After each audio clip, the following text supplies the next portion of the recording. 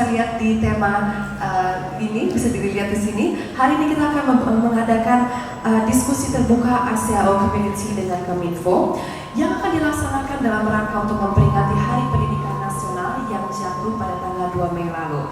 Bapak sekalian, dalam kesempatan yang sangat luar biasa ini, kami juga akan mengadakan dari ASEAO Community, yaitu melakukan penyerahan dokumen yang sangat luar biasa dan sangat penting sekali untuk kemajuan Indonesia, yaitu hasil riset terkait the top 5 IT issues in the ICT ecosystem. Sangat penting sekali ya untuk to close the digital talent gap, preparing for the future of Indonesia.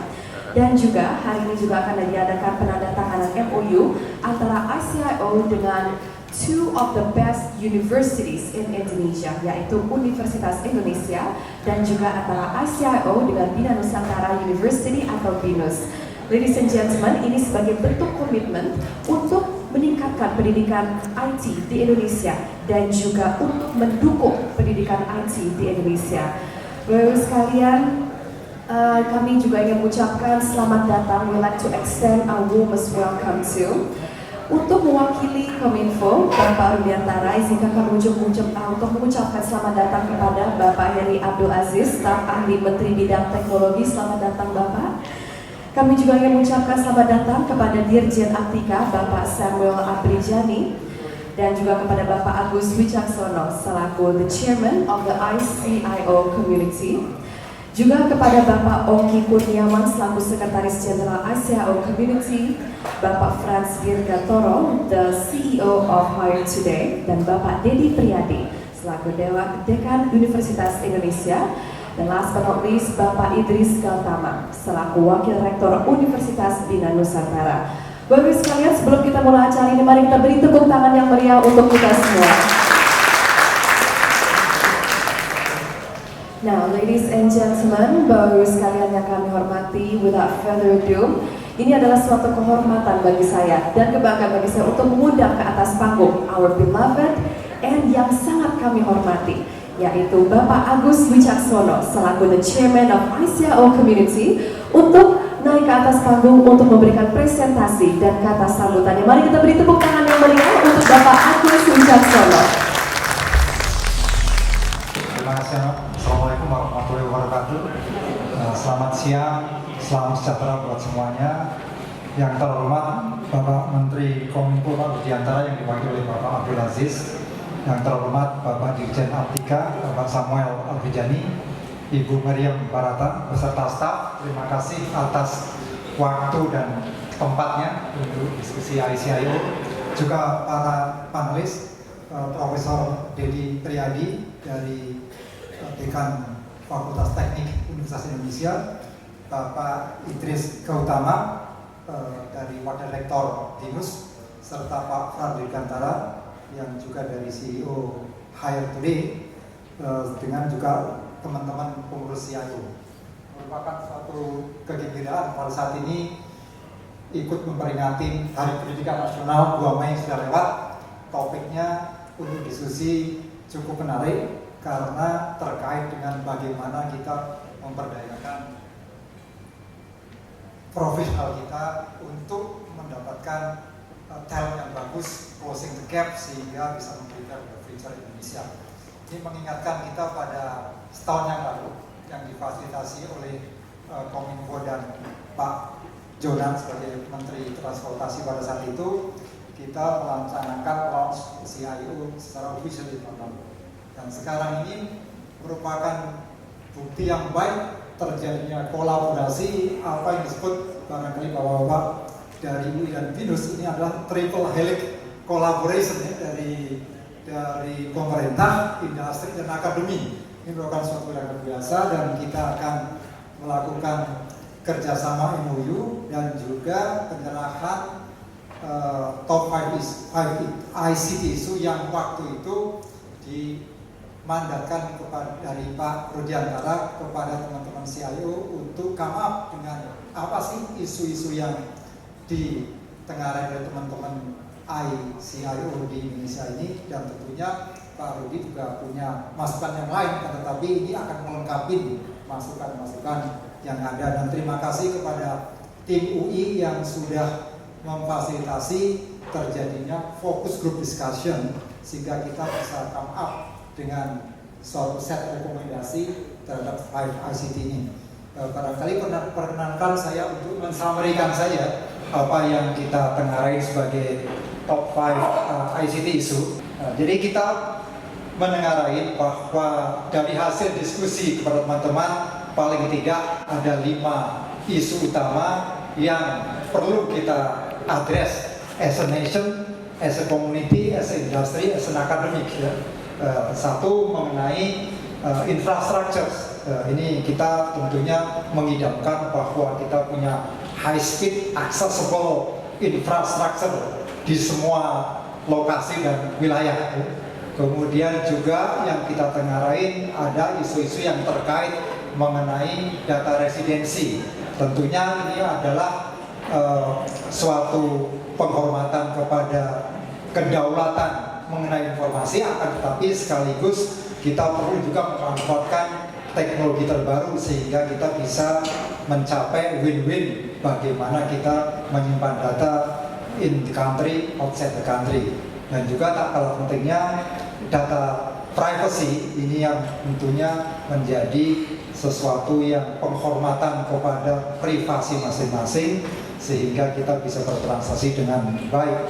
Dan yang berikutnya adalah bagaimana kita bisa melakukan sesuatu yang sangat efisien terjadinya exchange of informasi di antara para pelaku bisnis dengan berbagai macam format sehingga diperlukan suatu standar yang baik, framework yang bagus sehingga terjadi kemajuan bisnis yang baik, terjadinya pertukaran. Dan terakhir yang ini kita tengarain juga terjadi skill mismatch potentially ke depan dengan adanya digital teknologi dan juga kecepatan bisnis melaju dari digital enterprise ini barangkali ini akan terjadi shortage bukan terhadap headcount akan tetapi right skill yang match kepada yang dibutuhkan kepada future Indonesia.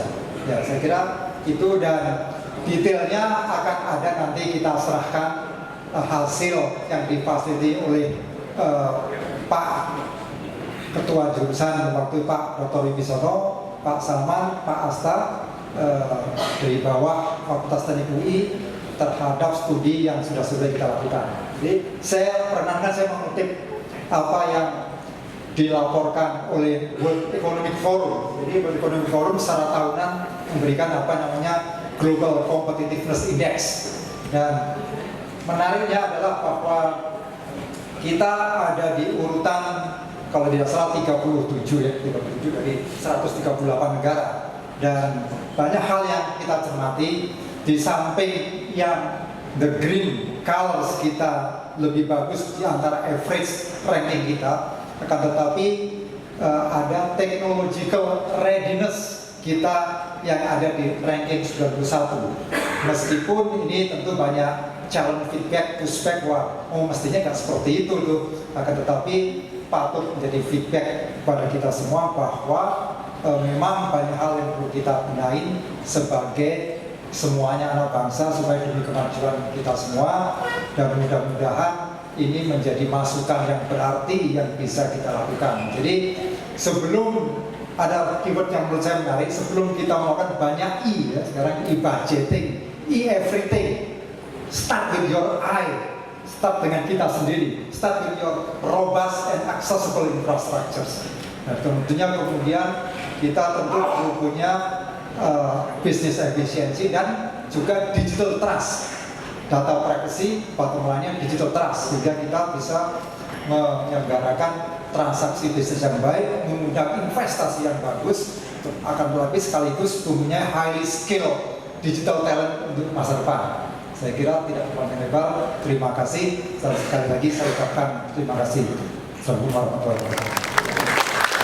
Mengundang kami juga untuk mewakili Menteri Kominfo kita, His Excellency Bapak Rudiantara, izinkan saya untuk mengundang ke atas panggung Bapak Heri Abdul Aziz, Staf Ahli Menteri Bidang Teknologi Indonesia, untuk memberikan kata sambutannya. Bapak Ibu sekalian, mari kita beri tepuk tangan yang meriah.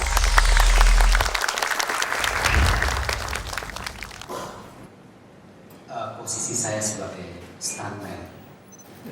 Siang ini mudah-mudahan tidak mengurangi arti pertemuan kita. Diskusi yang nantinya akan sangat menarik karena ada semangat yang bukan main dari teman-teman yang ada di sini untuk mengurangi, menutup gap atau kesenjangan yang ada di kesenjangan digital yang ada di negara kita. Mungkin semangat itu dipicu juga oleh data-data yang ada di belakang, juga data yang ada juga yang dibuat oleh Google dan Temasek, di mana di tahun 2025 itu ada angka kalau tidak salah 81 miliar di tahun 2025. Nah, kata orang potential means nothing if you don't do anything. Ini tidak berarti apa-apa, karena sekarang saja kita sudah mulai bernostalgia gitu ya tentang tongkat kayu dan batu jadi tanaman, kemudian apalagi itu ikan dan udang menghampirimu. Tidak, mungkin nanti di tahun 2025 nostalgia itu juga akan muncul kalau kita tidak berbuat sesuatu. Ya bisa saja nanti, oh ya di tahun 2025 anak saya mungkin akan bilang katanya di depan rumah kita itu akan lewat 1000 triliun katanya. Ternyata tidak ada. Nah ini yang perlu juga kita waspadai buat nantinya. Saudara-saudara sekalian, usia Indonesia itu hanya lebih tua 2 hari dibanding Korea Selatan. Kita boleh bernostalgia juga bahwa kita lebih sumber daya alam kita. Tapi yang terjadi setelah 72 tahun kita merdeka, itu income per kapita kita tuh hanya sekitar 15%-nya. Knowledge worker kita itu dari 128 negara, kita tuh di 125 kalau tidak salah. Mereka itu 8 atau 4, saya lupa. 8. Artinya gap itu. Nah, saya di sini tidak pada posisi untuk katakanlah mencari salah benar kenapa ada gap itu. Tidak kemudian membedah, oh kenapa Global Innovation Index kita jauh di bawah Korea Selatan, tidak. Tapi semangat yang ada hari ini adalah untuk mengurangi jarak-jarak tadi, kalau perlu menghilangkan, kalau perlu bisa kita melewati dari negara-negara tersebut. Nah ini yang kemudian juga harus kita tuangkan nanti di sini. Karena nanti pun juga kami dari Kementerian Kominfo juga mengharapkan real gap-nya itu apa sih? Demand-nya apa, supply-nya apa, kemudian dari industri apa yang dibutuhkan, apa yang kira-kira nanti diharapkan, kemudian juga jangan-jangan kebijakan yang harus kita perbaiki. Nah ini yang perlu kita diskusikan hari ini. Kami berharap sekali lagi hasil ini bukan hanya bermanfaat buat Kominfo, tapi juga buat negara Indonesia. Nanti dari akademisi ini, mungkin juga dari diskusi ini akan tahu kira-kira apa yang harus diperbaiki di tahun-tahun mendatang. Itu saja Bapak Ibu sekalian, sekali lagi semoga diskusi ini bisa bermanfaat buat kita semua. Wassalamualaikum warahmatullahi wabarakatuh.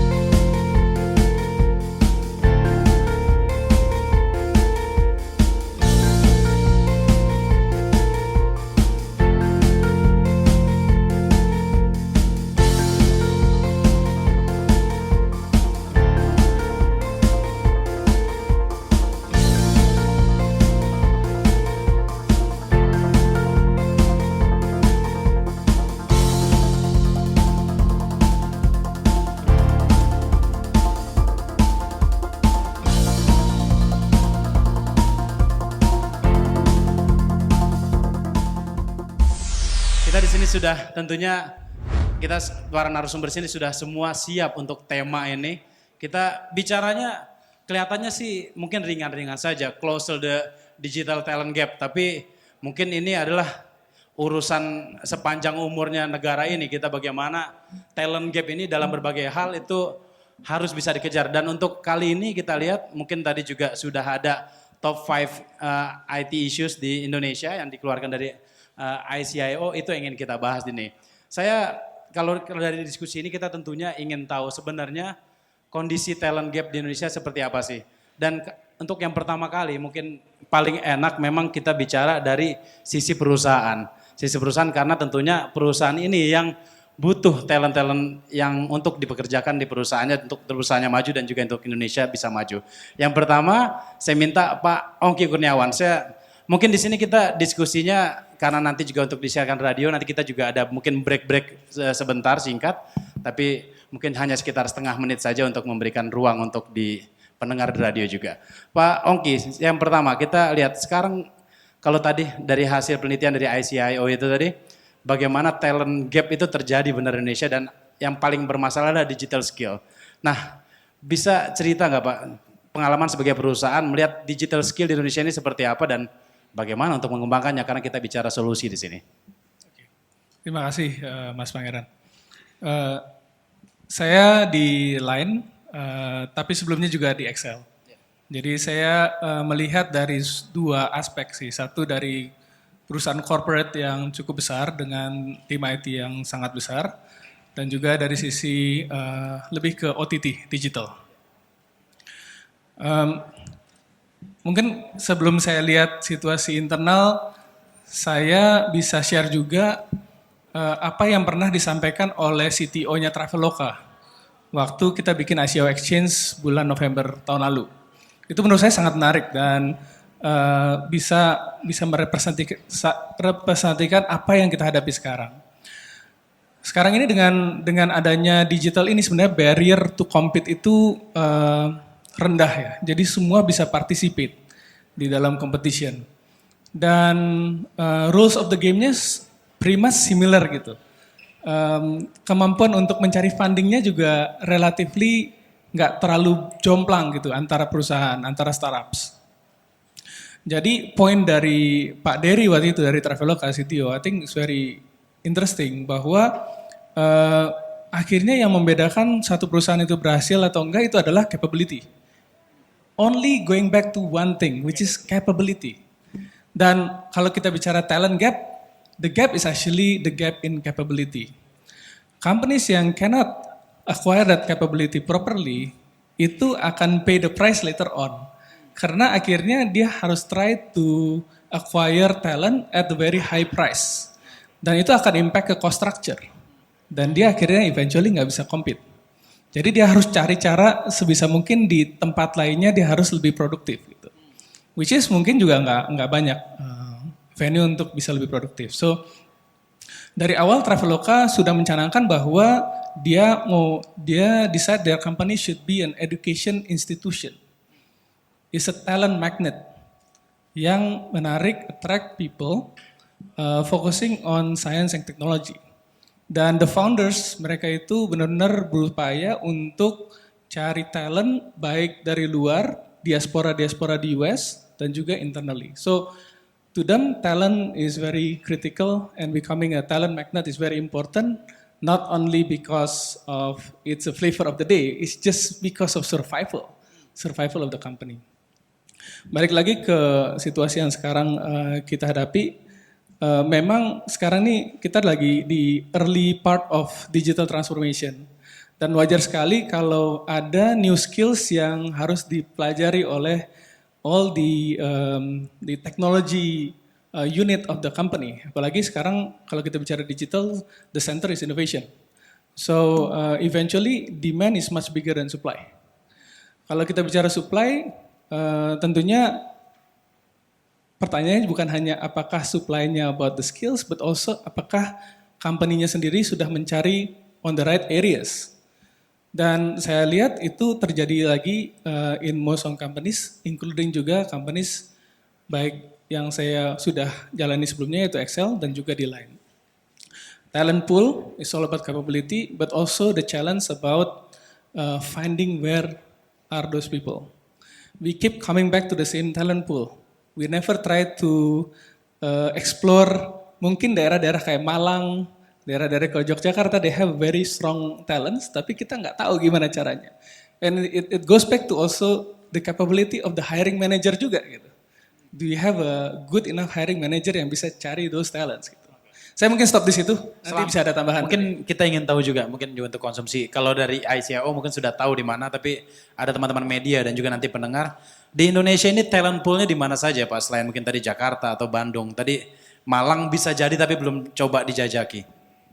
Itu sebenarnya pertanyaan yang menarik ya. Kita juga belum punya data yang konkret. Tapi at least dari anecdotal evidence, kita lihat hotbed talents itu di Yogyakarta. Jogja. Di Malang itu juga menarik. Kemarin waktu kita adakan Women's Leadership Forum dengan Alamanda dari VP Gojek.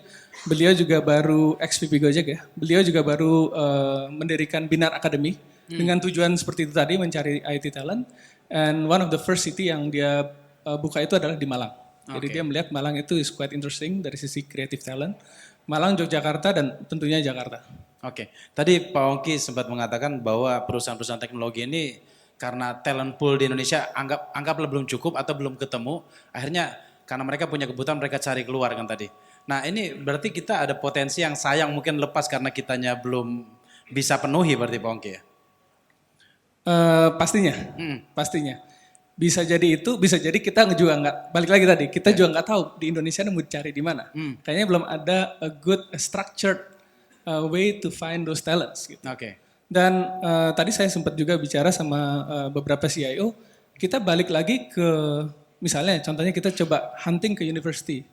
Kita balik lagi ke universitas yang itu-itu lagi gitu. Ya mungkin dilihat sebatas ke IPK-nya gitu. Padahal kalau kita lihat, saya sendiri lihat ya dari kompetisi-kompetisi yang kita jalankan di Line misalnya untuk cari developers. Nggak berarti yang top-top developers itu justru datang dari top-top university yang selama ini kita anggap sebagai top university gitu. Jadi sebenarnya banyak juga mahasiswa atau talent-talent yang nggak harus larinya ke top 3 atau top 5 general university yang selama ini kita kenal. Pak, oke mungkin kita perlu dengar juga cerita sebagai kan tadi terakhir di Excel dan di Line ya. Nah itu dalam pengalaman tadi kita masalah terbesar kita adalah digital skill. Untuk Line itu ketika mencari di talent pool ini, ketika ngaduk-ngaduk talent pool ini, masalah apa yang dihadapi oleh Line? Mungkin gini ya, kita balik lagi ke sebenarnya kebutuhan IT itu udah sedikit berubah juga gitu. Dulu mungkin banyak kita spend IT itu di infrastructure. Jadi kebutuhan untuk skill di infrastructure itu besar.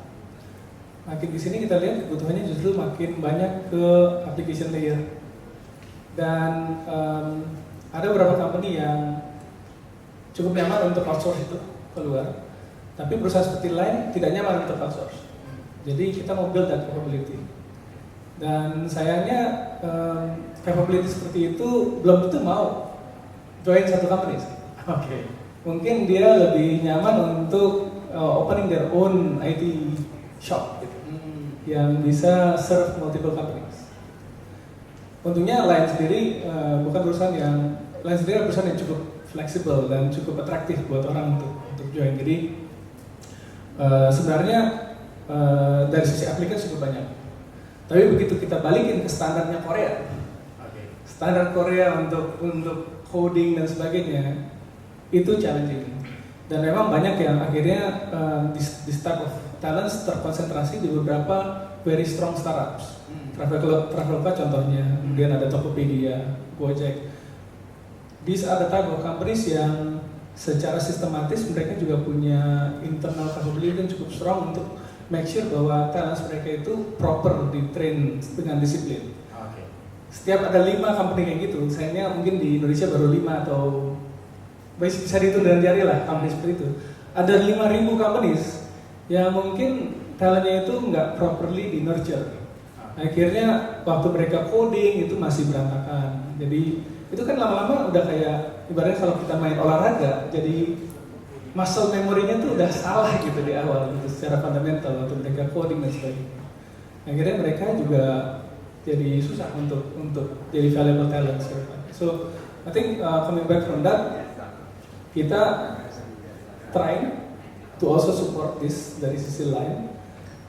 Kalau kita lihat sebenarnya very promising bahwa ada company-company seperti Traveloka, Tokopedia, Gojek yang udah punya systematic. We need more companies like that. We need more companies like that yang bisa menjadi talent magnet, but at the same time bisa menjadi education institution to improve the company.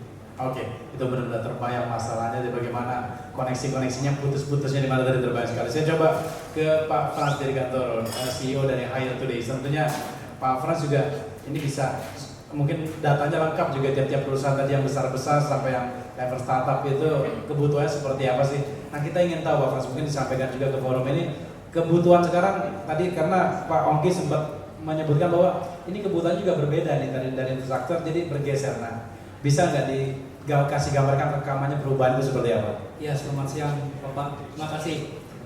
Saya mau mencoba menjadi back to year 2000 di mana ada booming teknologi di Amerika, .com pada saat itu booming, dan di Indonesia ada beberapa pemain yang hadir di situ, termasuk saya ikut terlibat di dalamnya. Selain itu juga ada saya sedikit pengelola headhunter, jadi tahu kebutuhan kira-kira seperti apa sih gapnya, kompetensi apa yang menurut kita itu sebagai headhunter maupun sebagai pelaku itu sangat sulit. Hal kadang-kadang itu sepele. Di year 2000 itu PHP itu menjadi syarat mutlak untuk beralih ke main di dunia maya. Sangat sulit pada saat itu mencari developer PHP.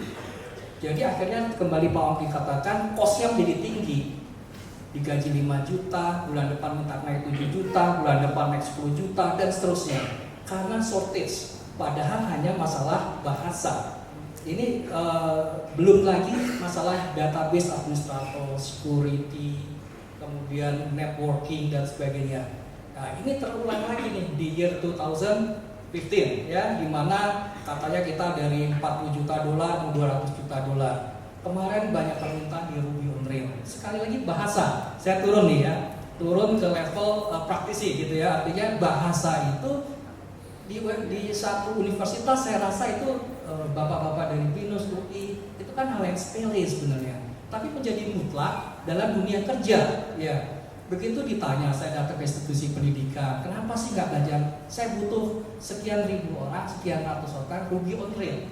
Dia tidak bisa tersedia karena tidak pernah apa itu Ruby on Rails. Gap ini ada di antara perkembangan teknologi yang ada karena kita selalu mengikuti dunianya di Amerika sedang senang Ruby on Rails, kita harus ikut Ruby on Rails karena kelebihannya lebih secure, lebih lebih optimize dan sebagainya. Itu aja itu akan sulit untuk masuk ke dunia kerja begitu ya. Padahal bagi saya, kita pelaku dan pemain dan bisa komputer, seorang bahasa itu sebetulnya mudah dipelajari, hanya kurang antisipasi daripada perkembangan yang ada di sana, tidak menurun ke sini sehingga akhirnya orang lari cari programmer di India, cari programmer di Cina dan sebagainya. Hire Today dulunya Career Builder, kita banyak ambil dari Cina karena mereka lebih siap untuk teknologi baru itu. Bukan berarti Indonesia tidak bisa, saya yakin lulusan dari UI, BINUS dan sebagainya itu sangat mudah kalau ada wacana sebelumnya gitu bahwa oh ini mau ada gelombang Ruby on Rails ribuan orang laku di dunia gitu, pasti dalam waktu 6 bulan mereka sangat sudah advance ya gitu ya. Dan kedua, dengan hadirnya funding yang semudah itu, saya merasakan bahwa ada kompetensi lain yang harus diisi. Bagaimana melit satu organisasi, karena dulunya kita ini sebagai programmer, sebagai CIO dan sebagainya menjadi back, jadi bagian belakang dari suatu perusahaan. Ya, jadi kita keeper, jadi kita back, paling ke tengah sedikit lah gitu ya. Banyak orang ngambil CEO dari finance, dari sales dan seterusnya. Tiba-tiba kita harus berfungsi sebagai CEO. Nah, gap ini ada kelihatan juga yang hati-hati di dalam dunia dari 40 juta ke 200 juta dolar ini, kekurangan leadership di dunia IT ini. Jadi dia biasa buat program, tiba-tiba suruh ngurusin sales, tiba-tiba ngurusin human resource dan sebagainya. Akhirnya tidak lama juga kolaps gitu ya. Artinya itu yang kita harus gap-gap. Dua hal pokok inilah yang saya garis bawahi dari sisi pengalaman dan data yang kita ada gitu. Oke, Kita pengen, ada nggak pada datanya bayangan talent gap-nya itu sebesar apa sih kalau untuk di Indonesia ini? Data spesifik tentu saja tidak bisa, tapi segala permintaan sekarang kita bermain tadi di e-commerce tadi Pak ya, itu bisa dilihat bahwa kebutuhan ribuan orang apakah sudah terpenuhi tidak, Ruby on Rails gitu kan, saya yakin belum gitu kan, artinya itu. Dan dari segi pelamar-pelamar yang masuk, tingkat penerimaannya juga sangat rendah, yang kita bisa pantau hanya di situ ya, dari sisi job portal. Jadi 10% dari pelamar aja masuk sudah bagus, artinya apa, ada gap di situ ya, ada gap antara pelamar dan industri yang sebetulnya gap itu bisa di-manage dengan baik gitu ya, asal ada alur-alur yang jelas gitu. Oke, itu benar sekali, ternyata memang gap itu benar ada dan banyak pelamar yang tidak bisa keep up dengan kebutuhan industri itu.